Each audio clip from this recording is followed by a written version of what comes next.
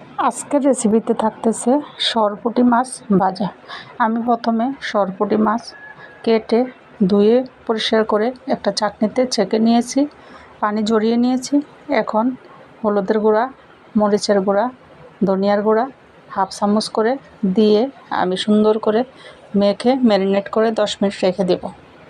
এখন এক ফালি লেবু চিপে রস দিয়ে দিব এই মাছের সাথে, যাতে করে মাছের যে কোনো গন্ধ চলে যায়, কাঁচা গন্ধ চলে যাবে। এই লেবু রসটা দিলে টেস্টও ভালো আসবে।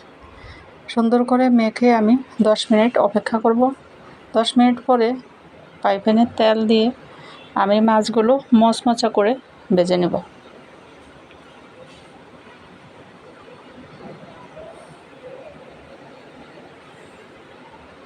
মাছের সাথে আমি আরও কিছু কাঁকরোল, আলু কেটে ভেজে নিয়েছি একটা প্লেট সুন্দর করে সাজিয়ে পরিবেশন করার জন্য।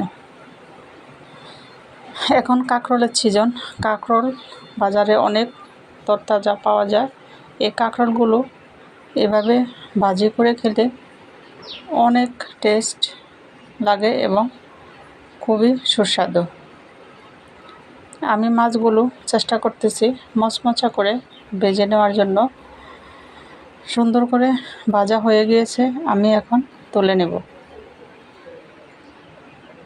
এখন আমি আগেই একটু পেঁয়াজ ভেজে রেখেছি সময় সভ্যতার জন্য, পরেও মাছ উঠিয়ে পরেও কড়াইতে ভেজে নেওয়া যায়।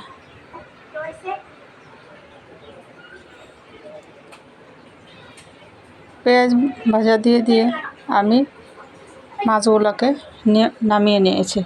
এখন আলু, কাঁকরোল একই ফ্রাই প্যানে আমি আবার সুন্দর করে ভেজে নেব।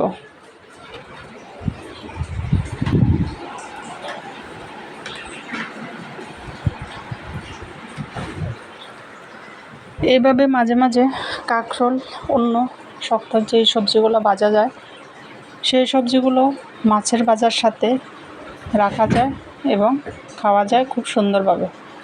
এই তো আমার একটা প্লেট সাজানো বা সবজিও মাছের সাথে খাওয়া হলো, সুন্দর করে সাজিয়ে নিয়েছি। আল্লাহ হাফেজ।